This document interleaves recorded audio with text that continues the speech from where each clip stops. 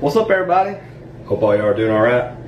Well, this video isn't going to be like a review on this gun. I'm not going to be shooting it. I'm going to talk to you about it for a minute. This is the Remington 700. I'm about to be 29-year-old. I got this when I was 10-year-old. So you're looking at almost a 20-year-old gun.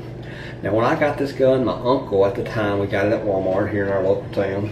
He got the exact same gun. And my cousin, he's a few years older than me, he got the Ruger with a stainless barrel and synthetic stock, and he still got it. He's still hunting with that. He's killed probably 30 or 40 deer, and we're talking about a 243. This is a 243. They bought 243s, and I love the little 243 round. Awesome little bullet. Don't let nobody tell you that this can't kill a deer. I've seen this drop deer. I've dropped deer with this exact gun. He's killed countless deer up to 300 yards. Of course, he's a better shot than I am with that Ruger, but I had this since I was 10-year-old, got it for my 10th birthday. I've loved guns since I was little. I guess when you're from Tennessee, you just love guns anyway. But this is a good gun. It's got a special place in my heart. I'd never sell it. Why? Because it is my first deer rifle. Of course, I got a Marlin little 22 in the safe that I got too, and a shotgun that I got when I was younger. But this is one that's always stuck around. Killed my first buck with it. Not my first deer, but my first buck with it. And like I said, a 10-year-old at the time is the age that you can start deer hunting. Now they've moved it on down. But this video is more of kind of bringing this old gun back to life and my plans for it. And there's nothing wrong with it. It's huntable, it's shootable, it's accurate enough to go kill a deer right now. My biggest complaint about it, and I probably missed 4 or 5 deer when I was a kid, because it's not heavy, but as a little kid, could you imagine a little kid trying to free arm? I tried free arming some deer and you're shaking all over the place. But this trigger has to be the worst trigger I've ever felt in my life. Now, we're talking about modern day triggers. I've got a Savage Access on the way right now. It's my Christmas present. My mom gave me the money and my wife to order it. I don't get it to Christmas, but it's a budget gun. It comes with an AccuTrigger. Triggers these days, even on the budget pistols and budget rifles, are immaculate. But 20 years ago, they wasn't that great. But they do make aftermarket accessories, and I do plan to change it to a Timney trigger. I think I've seen them for the 700 for around $70 or $80. And I also would like to put on the Boyd stock. Why? Just to bring this gun back to life, because I wouldn't mind hunting with it some more. I've got a bunch of deer rifles, but it would be nice at least once a season, maybe twice a season. I'll take this out, maybe I'm hunting a field or something, have it fixed back up, have a better scope on it. Just, like a Nikon Pro Staff or a Nikon Buckmaster. I love those scopes, by the way. Great scopes.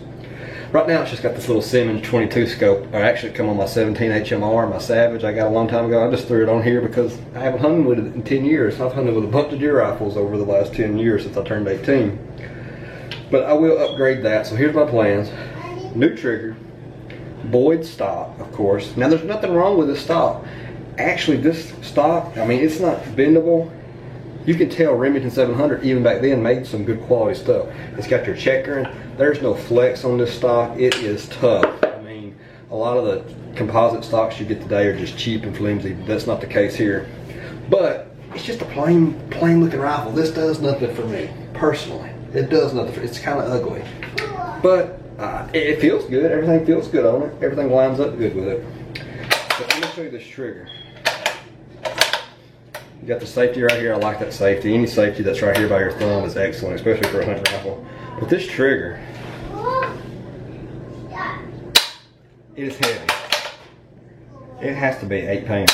It is heavy. And one time I was hunting and it was really cold. It froze up on me. I seen some coyotes. I was going to try a long shot. I was pulling as hard as I could. It would not budge. We took it out, cleaned it out, and it started working again. So that is the first thing I want to do to it. Now, this may not be something soon, but I would like to keep y'all updated on this old gun, bring it back to life. I probably will order another sight for it, because the scope I used to stick out a little bit longer, so we took that sight off. I'll probably get that sight back on there and get some higher rings. But that's my plans for it, guys, just to bring an old deer rifle back to life, something I keep around, and when my kids get old enough to start hunting, hey, they may use this until they can pick their own rifle out. So I want them to be able to pick out what they want. But that's it, guys. Let me know what y'all do to it. Boyd stock, it's obvious. Timney trigger, or just any trigger that's better than this one, and a good, Nikon scope and some better rings. And I think this little sweet gun right here. And we'll go out and shoot it, and we'll do some reviews on it, because I'm sure a lot of you guys have got this same gun. You got the old Remington 700. Let me show you real fast. If it'll focus. Remington 700 right there. And this is 20-year-old, and look how good shape it is. There's no rust on it. There's no scratches. It is tough. Remington does make good guns, especially back then. I haven't had no experience with them, you know, in the recent years, but I know back then they made good stuff. So, shoulder's good, as you can see. I mean, it's just a sweet gun, guys. So, I'm gonna try to bring it back to life. Let me know what y'all think, what you do, and we'll see if we can't get the old 243 on paper. Now, I got some new videos coming out. I've got the Savage Axis 2. It was kind of an impulse buy.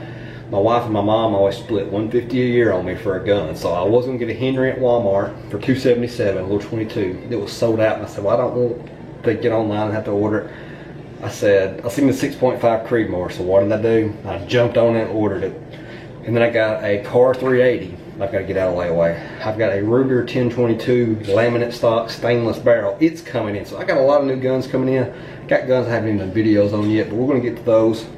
I've really got to slow down on my gun buying just for maybe 6 months to a year and start doing some upgrades. I've got all the stuff that, I've got nice stuff.